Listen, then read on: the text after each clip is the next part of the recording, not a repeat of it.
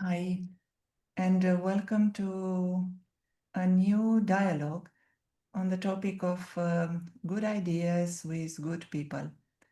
In these dialogues, we would like to inquire on the goodness of each and every one and how a good idea can bring a light into the potential of every one of us and help us to create a better world. So we have today two very special guests who will share their good ideas. And hopefully these good ideas will help you to see the goodness in yourself and also restore trust in the goodness of everyone else. Our first guest is Marvin Atudorei. Very warm Hello. welcome, Marvin. It's your first time here at Inner Space. We are very pleased you are here and very honored, very grateful. So I know Thank you you are very much for invitation. I know you are based in Bucharest now, and I also know that you grew up in our Romanian Moldova, which is such a beautiful space. It's a spiritual space.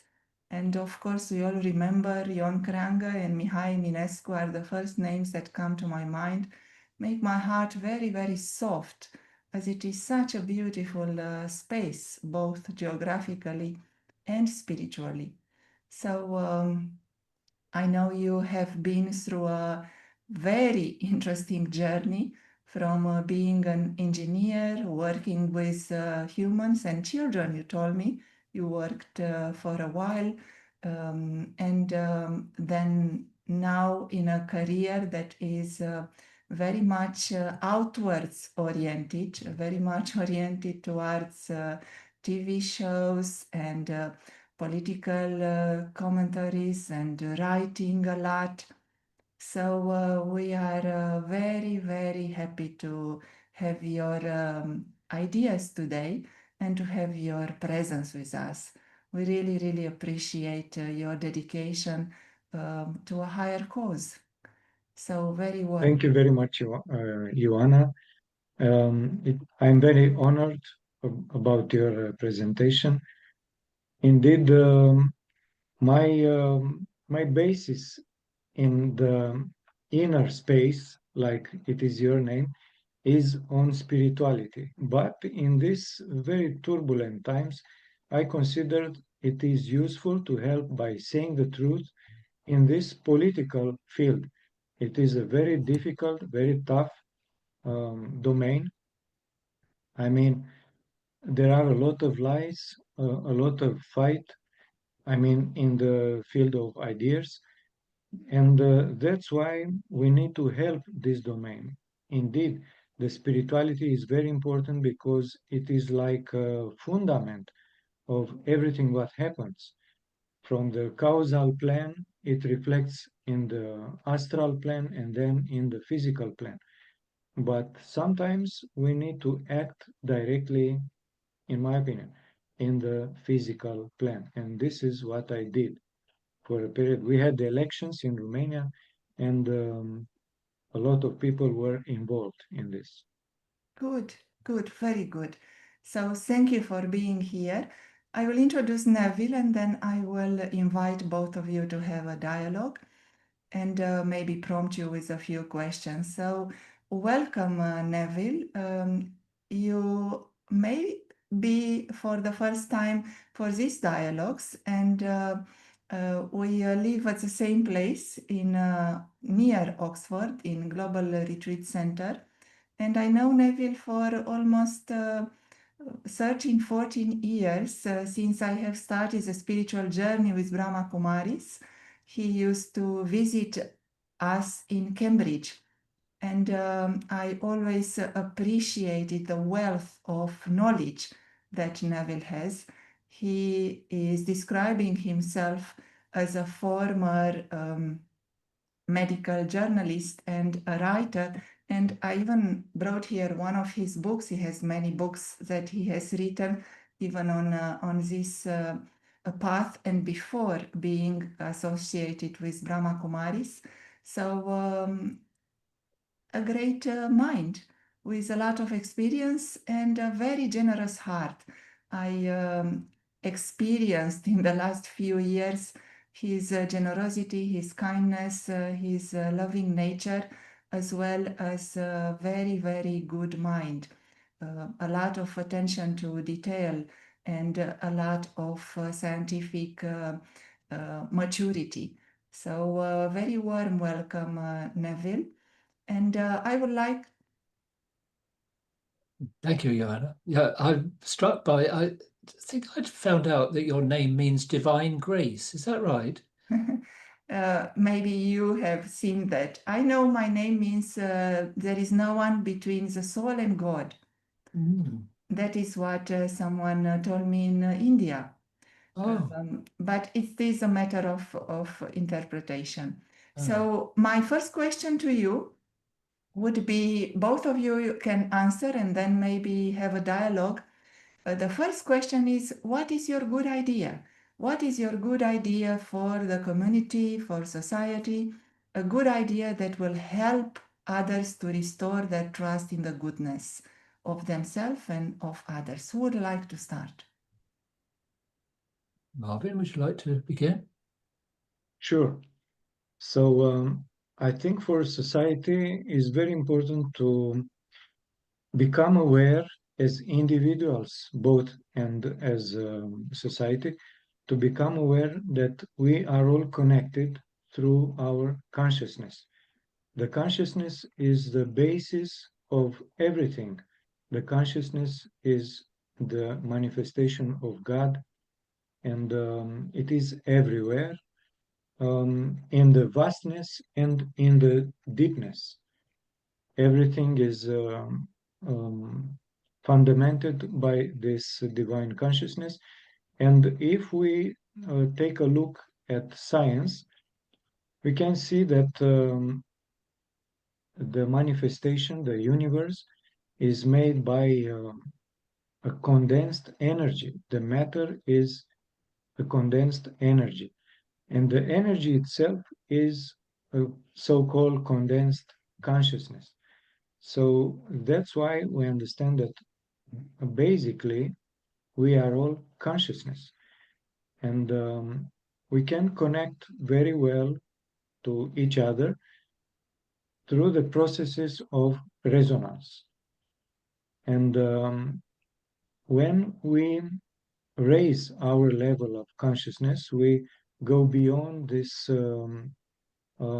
matters of society, politics, and fight and everything else.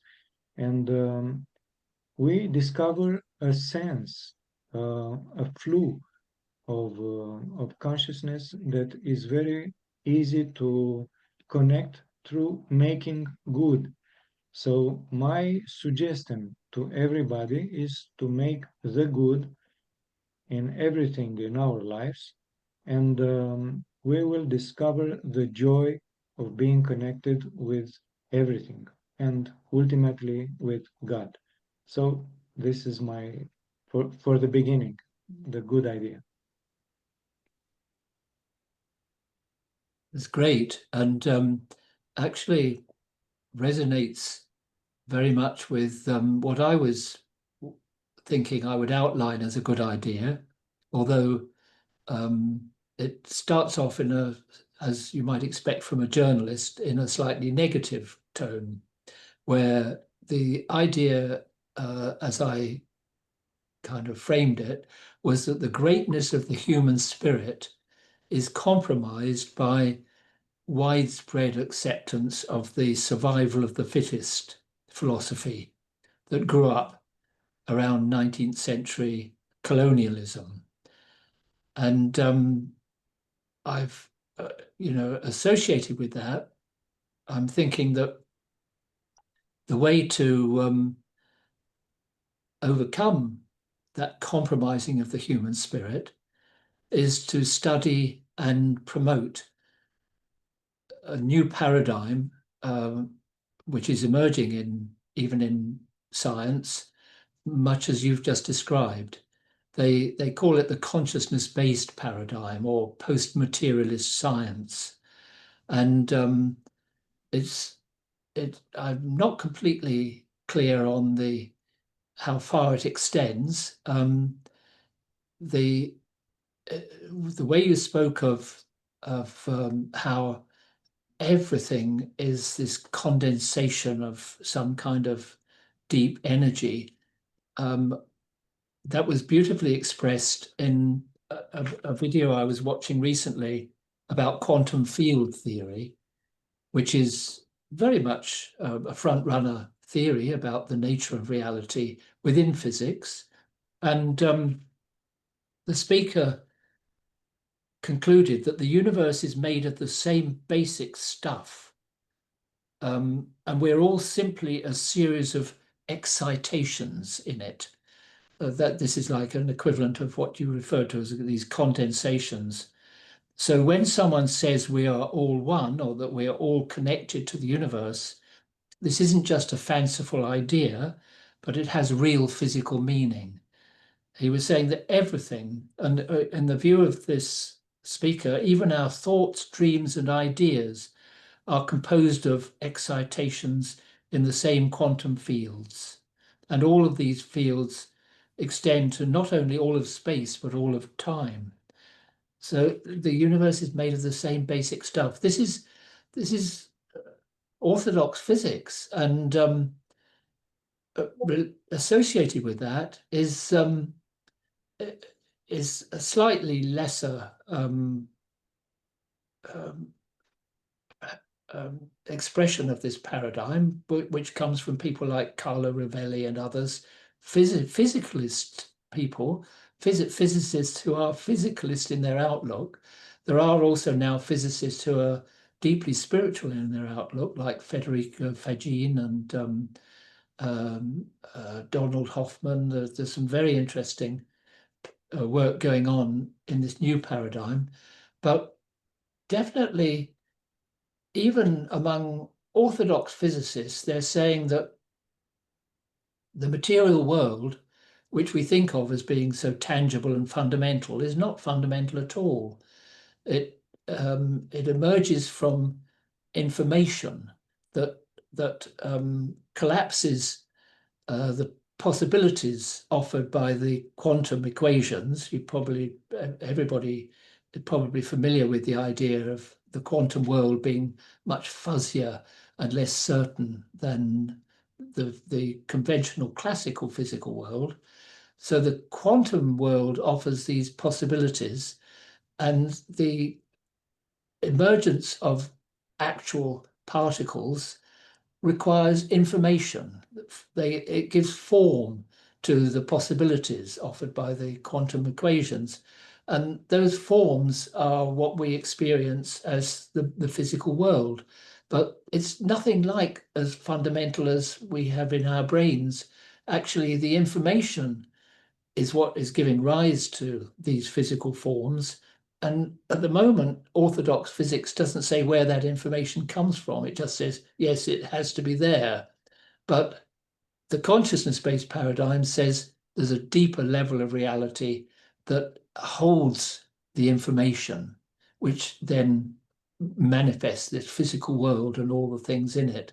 So it's quite complex, but in my view, mind-bogglingly wonderful, because it absolutely gets away from this physicalist, materialist paradigm that has been dragging us down, I feel, quite severely. I used to subscribe to it. I thought that it was much more ethical than a lot of religious belief, which cited, all sorts of things that you couldn't prove, and sometimes people doing terrible things in the name of God. So I used to think that this nice materialistic outlook offered by science was a better way forward. But I've seen now, not only is it very damaging to the human spirit because of its denial of the internal aspects of our humanity, but it's also unscientific because consciousness gives rise to this material world rather than the other way around.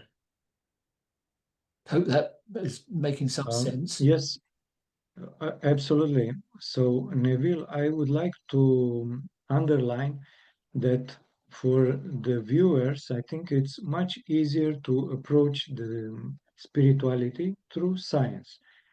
In India or in other parts of the world, it is good enough to start directly with spirituality. But in the West, people need to understand. And in this regard, the science advanced very much.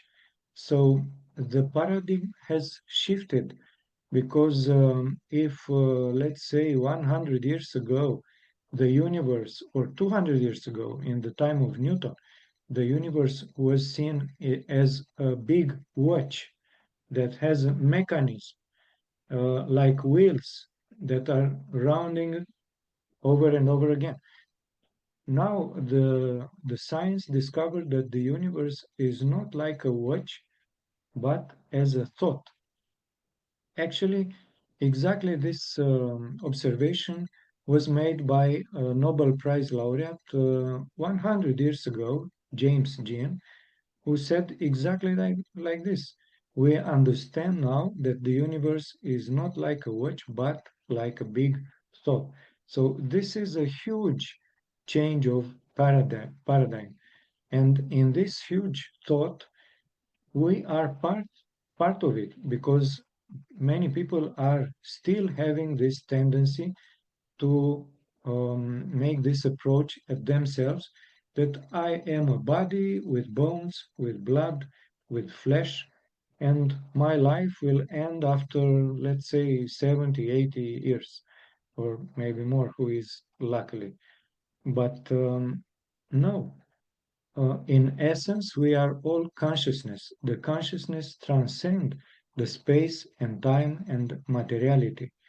The consciousness is subscribed to the laws of quantic physics, where everything is connected, everything is connected through synchronicities. The synchronicity is instantly, not the signal, let's say the information does not need the time to cross the space even as speed of light.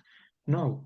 And we saw in quantum physics the experiment of entanglement. And when you rotate the spin of a pair of particles, instantly, even if the other particle is on the other side of the universe at thousands and billions of years of light, this process is instantly. So this is already proven with scientific ways. So the universe is not mechanicistic. It is not materialistic. The universe is consciousness, is psychic, and we can understand that there are completely different laws. For instance, if I'm thinking to someone, even that person is in another continent, that person can feel and can call me, Marvin, are you thinking to me because I felt this? So this is instantly. And there were experiments with a man in the top of a mountain and the other one in a submarine on the bottom of an ocean. And they made this kind of telepathic experiments. No kind of wave, electromagnetic or different kind of waves, cannot go is so deep or so high. And they succeeded that this telepathic communication exists. So what is also very, very important, and we can extrapolate this in the society, that if we are all creators because we are consciousness and we can connect each other, we have a huge force. So if, let's say, 1,000 people um, make um, a prayer together and they pray to God, God, please bring us peace. So this will have a huge effect. And it is a project um, Global Consciousness Project. I think many of you heard about this project, and they proved that when many people are thinking in the same time at a certain thing, their force, their impact grows extremely much. So if we make an imagination exercise, what if we are praying, many of us, maybe 1 million people each day, for peace, for good, for harmony? So we can transform with our thoughts the environment. We can transform the mankind. Many times the wars are starting because people have no good communication, because are in their ego. They are very angry. You made this, I will punish you because I cannot accept never that you did this. But if we raise our level of consciousness and we love each other, how can you say, you bless the others, so we can surpass all these tensions. And it is very easy when we go into coherence with our thoughts, with our feelings, we can transform ourselves and mankind. So this is through resonance. Resonance is a proven scientific process that acts not only in physical, but actually in energy and in spiritual, in consciousness level. So this is some thoughts. That's very interesting. Something that I'm still mind boggled by, to use that expression again, is the way this transcends not only space but time. As you said, you know, the entangled particles, they maintain this relationship, and it's been experimentally proved by a number of scientists. I think they got the 2022 Nobel Prize for this work, the Nobel Prize for Physics, that when there is that entanglement, the communication is instantaneous, and it seems to transcend space and time. And how this, you know, intuitively, because of being stuck in a kind of limited consciousness of time, I'm still struggling with that. But it's definitely the fact that it's like that. But one aspect of resonance that I do understand, both technically in terms of the evidence, but also emotionally, is love, or blessings, as you were putting it, I think. That the degree of connectedness between us dictates the degree of this telepathic communication.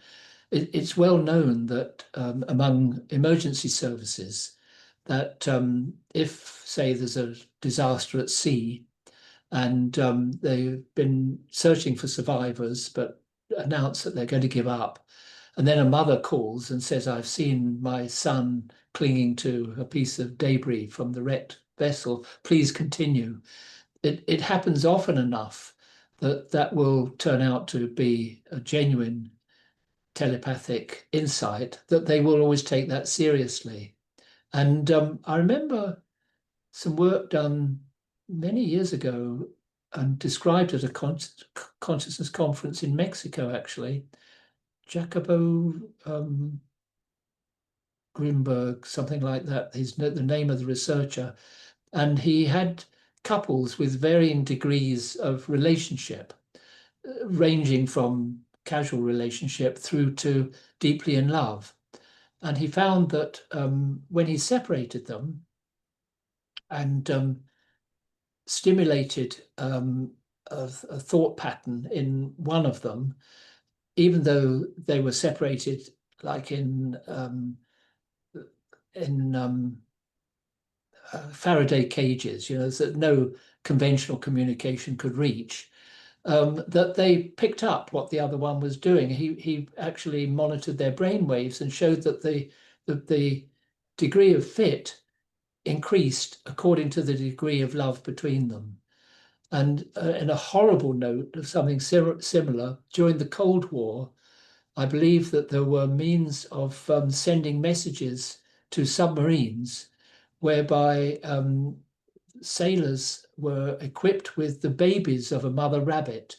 And, or rather, I think they had the mother rabbit on board the submarine, and the babies were held back in a laboratory. And if the military wanted to send a specific message that was undetectable by any normal means to the submarine, they would kill one of the baby rabbits and the mother would register it.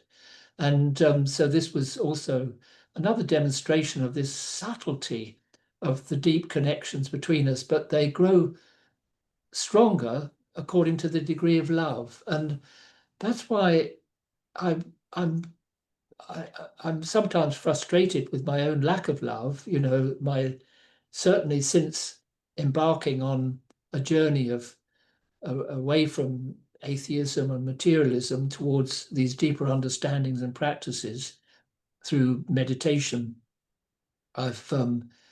my personality has certainly altered quite a lot, but still sometimes, you know, a certain crabbiness, you know, like critical vision comes up, and it becomes so important to really, I feel that a part of the communication associated with the good idea that we're both speaking of, a part of the communication and sharing of that is to transform our own negative tendencies, which, as mentioned, having a background as a journalist, where you're kind of always looking for what's wrong, as well as celebrating things that are new but which are right, but something of that tendency to negativity, and to actually kind of reframe events in my life so that instead of a reactivity coming up, I quickly move into that sense of the remembrance of the oneness of this principle of love. That is also a part of the good idea in a way. I expect, do you see the same on that, Marvin? Absolutely, sure. But I would like to come back a bit because I don't want to prolong this section of our this dialogue on this. But I think it's important. It was another great physicist, David Bohm, that he explained that we can understand the universe in two parts, the implicit order and the explicit order. The implicit order is the one from quantum space. It's the one where space and time are overpassed. And the explicit order is the one that is manifested, what we can see around us and ourselves. So this can explain why in our communication, because we are consciousness, space and time could be overpassed many times, as you gave many examples, Neville. And I think in a practical point of view, it is important to understand the structure of the universe. The universe is holographic, and we are in correspondence with this holographic universe. And it is very famous, a quote from ancient philosopher.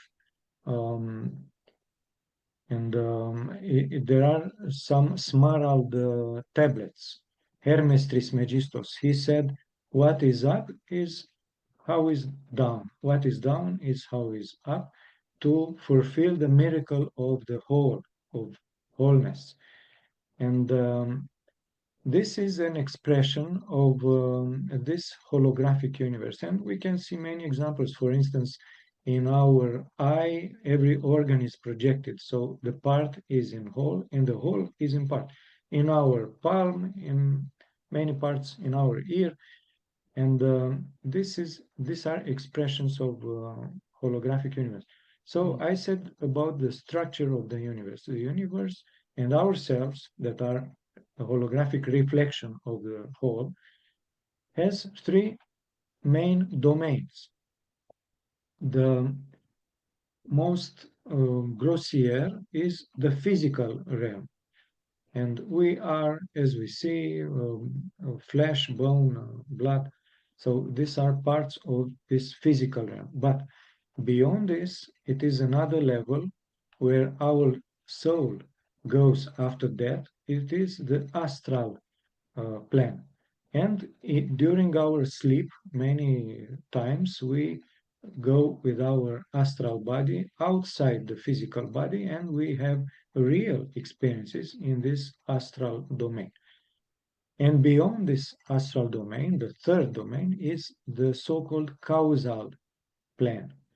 And Which this causal, sorry? causal? Got it. Yeah. Causal.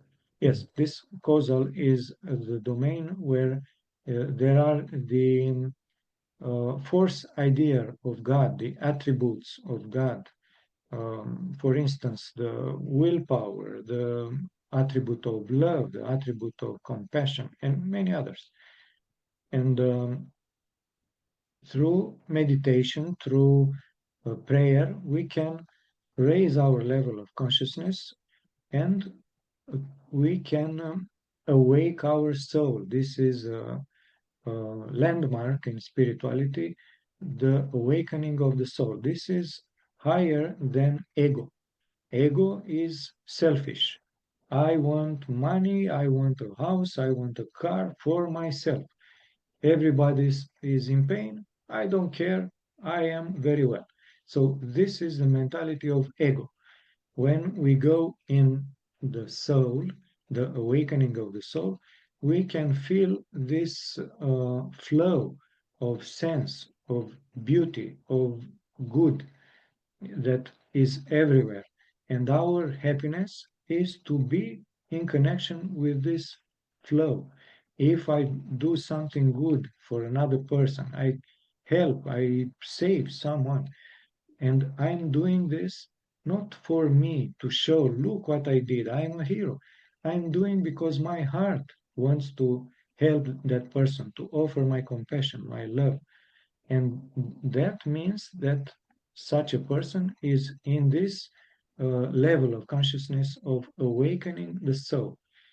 And this is very much connected with the higher planes of astral and causal plane.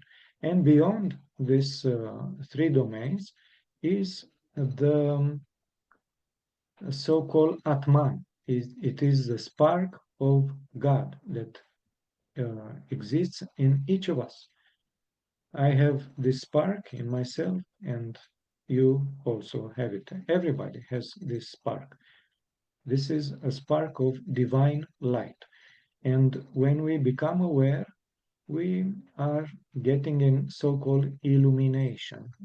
This is a level of spirituality. And we also have this reflection of these three planes and plus the divine spark.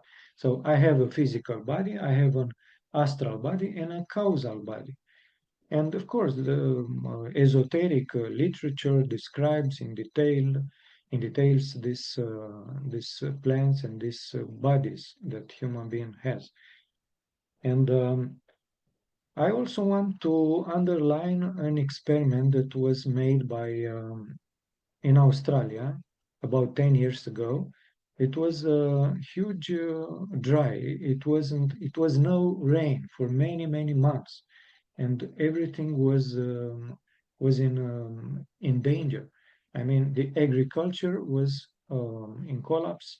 Animals, people, nobody has water. It was a national problem, and the ministry and all the government there um, wanted to solve the problem, but they did not find any solution.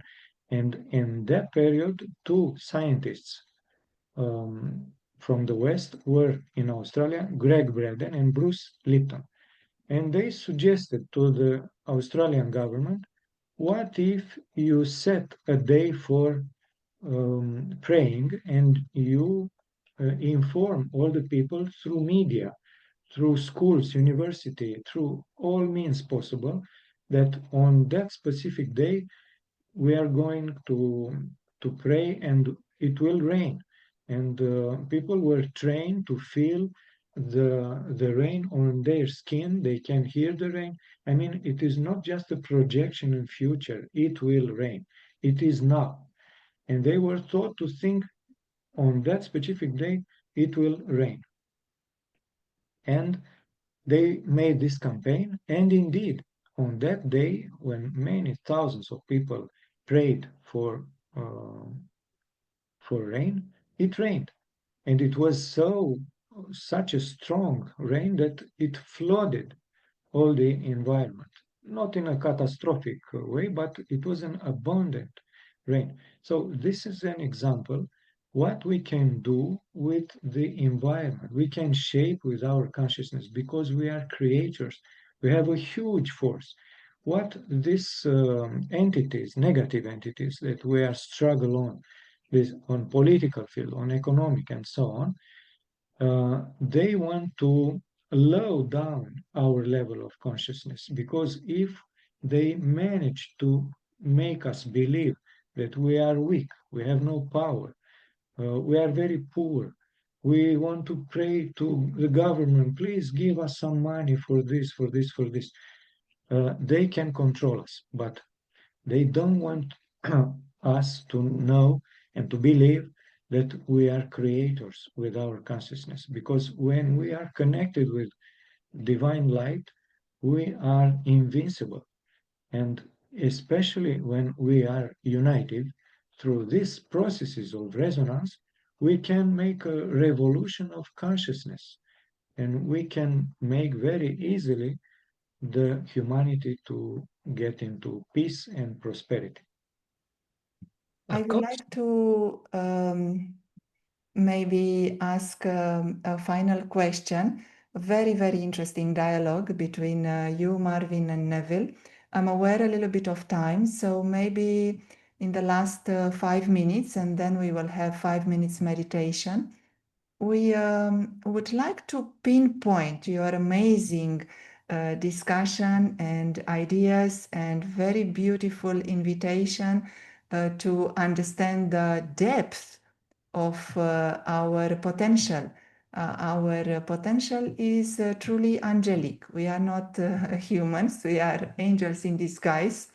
So we can do much, much better than we are doing right now. So please, can each of you describe maybe in 2 minutes what would be the first step? And I am very much into the feeling that we will continue this dialogue soon. So we just started the discussion, but until next time we meet again, if someone is listening, what would be the first step that they can put into practice to get there, to that higher consciousness, to that energy of love, to that divinity in their life? Neville, would you like to start? Marvin touched on these different levels of our being, and that ultimately there is this highest energy that is, in my understanding, uncontaminated by the changes that have happened in human consciousness. You know, the way I see things is that we have that perfection as our original quality as human beings, but that through time, even within our consciousness, there has been a deterioration, so that we've become a mixture of the humane, the genuinely charitable and beautiful, and the dictates of this ego, which I think is not only part of our brain wiring, but actually within our consciousness also. So I think one of the sayings that his sharing reminded me of is often quoted by a friend of mine, that adopt the feeling of the wish fulfilled. What he was describing has happened in Australia with the guidance of those two American thought leaders, was very much along those lines. And I think we can do that for ourselves. I want to be, I want to be an angel, if you like. I want goodness. I want to love. I want genuine givingness to emerge in myself. And actually, to think I want it is not the right way. The right way is to think that for me, when I connect my mind to that highest one, is like the seed of everything that is the most beautiful in the human family. When I connect my mind to that sense that there is a perfect blueprint for myself and for all other human souls, then I adopt the feeling of being that high consciousness, that loving being. So that's one thing that I would share, that everyone can make the choice to, if just hear that and experiment with it, make the choice to come again and again to this beautiful idea that my humanity, my membership of the human family means that I am a pure and peaceful soul. Originally, the other stuff has come, but I am that pure, peaceful soul. If we keep coming back to that, I think we make a big contribution to, or an important first step anyway, towards self-renewal and world renewal.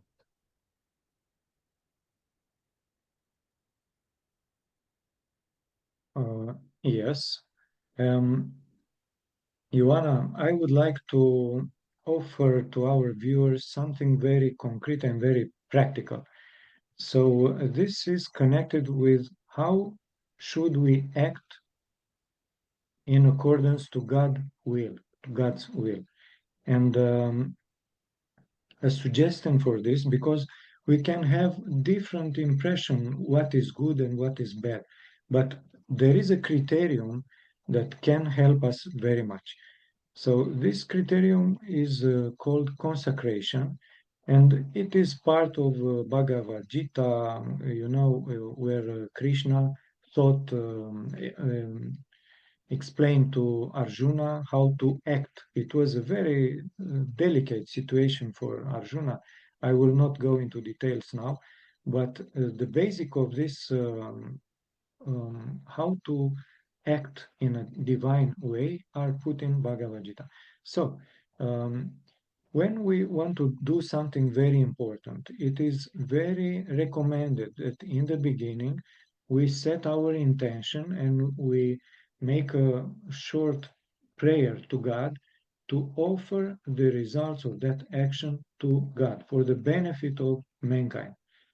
So, after we formulate this intention in ourselves and address to God, the next phase is to remain in peace, in quiet, in neutrality, and to listen, so-called listen, to wait the answer of God.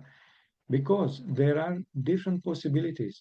If our intention is integrated in Dharma, in divine harmony, we are going to feel something like a joy, like a light, and we are going to feel that, yes, what I want to do is in accordance with God's will. But if it is just our subjective impression that that act is good, and God does not support us for that action, we are not going to feel anything, or even we are going to feel something like a pain. I mean, something that suggests that it is not right to do that action. So we need to practice this kind of approach to God before starting to make an action, and in accordance with the answer that we receive, let's act in this divine way. And I want to make some another observation on this. Um, so when we have the positive answer from God that our intention is integrated in dharma, in divine harmony, our action will become the so-called non-action. I mean, in the Chinese philosophy, they are talking about Wu Wei. This is to act as you are not acting. I mean, it is so spontaneously, and you are guided by angels, by God. It is like you are running with the flow. You are not acting by yourself. God acts through you. You are just a channel of manifestation of God's will.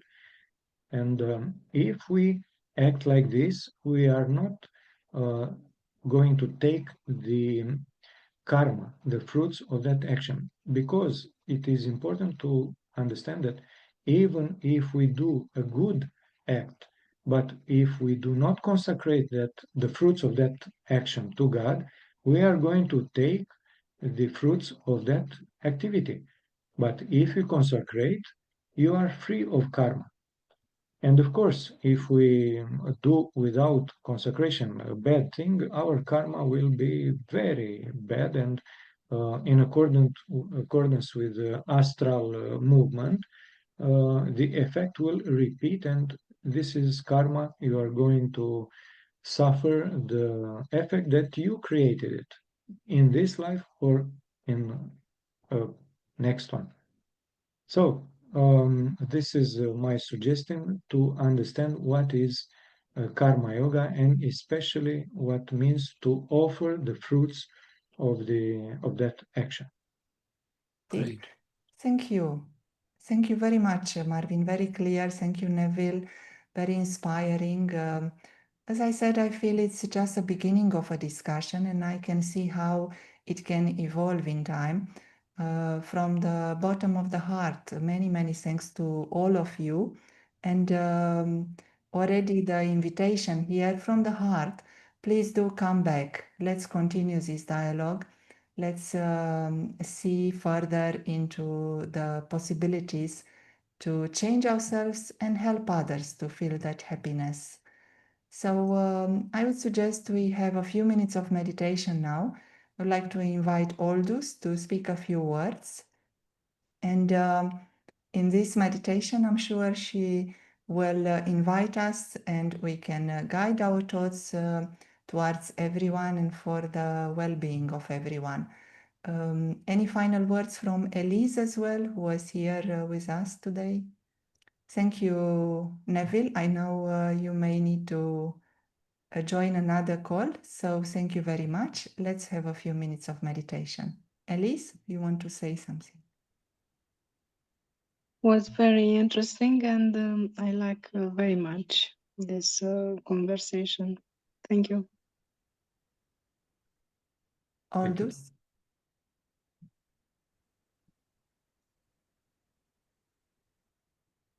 Sitting quietly,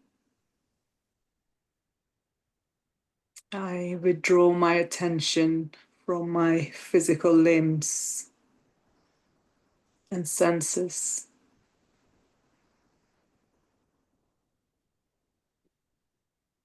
And little by little, I turn inwards and I focus on the inner self.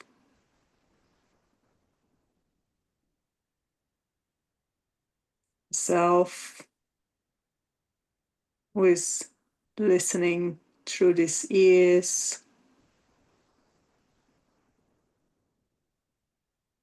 who is looking through these eyes,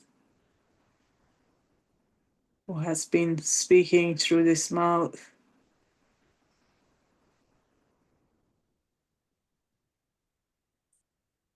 But who is behind and beyond these eyes?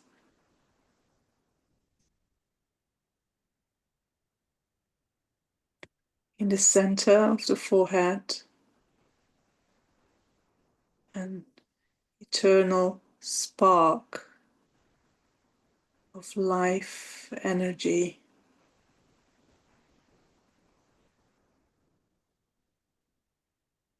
And it is this life energy this spark of light that empowers the body.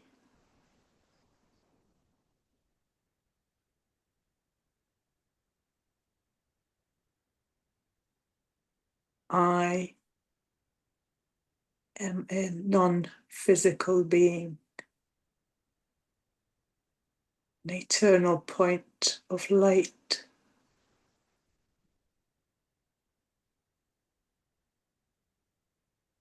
I'm the actor, and this body is simply my costume.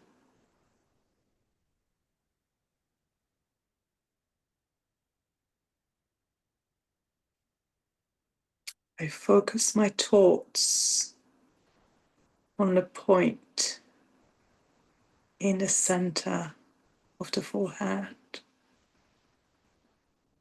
A tiny, tiny point of conscious light.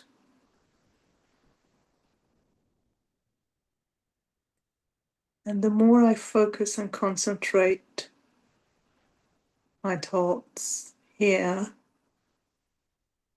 the more I detach from the body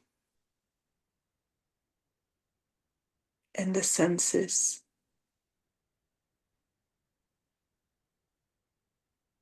And the more I can experience a calmness, a stillness.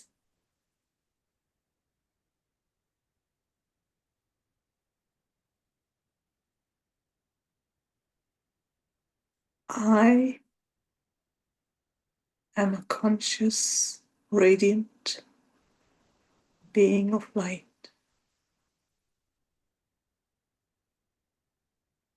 And I'm able to find deep stillness and contentment within.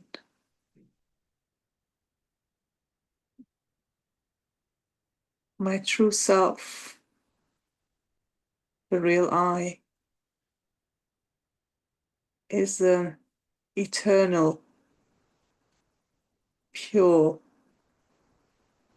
peaceful being of light.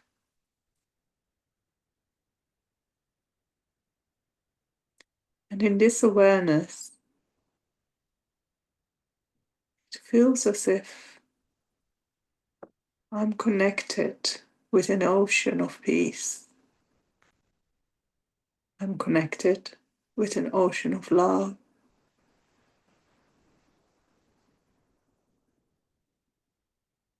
I only can feel and sense peace, serenity, and love. In this space, there are no conflicts. There is no negativity. There is no sorrow, no sadness.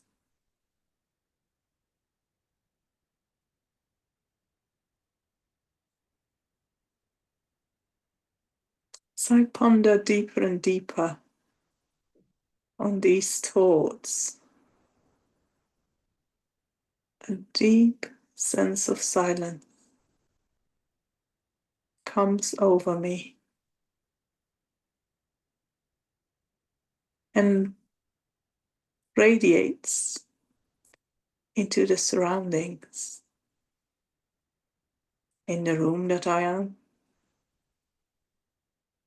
in the house that I am,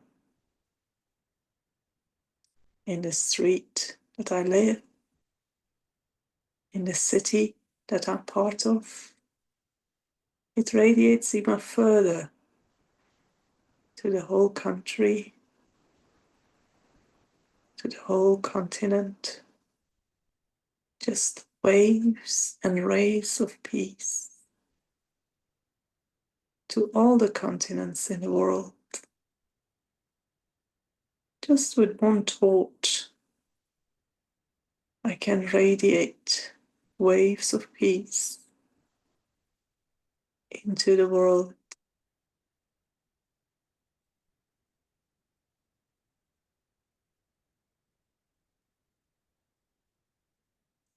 I hold the experience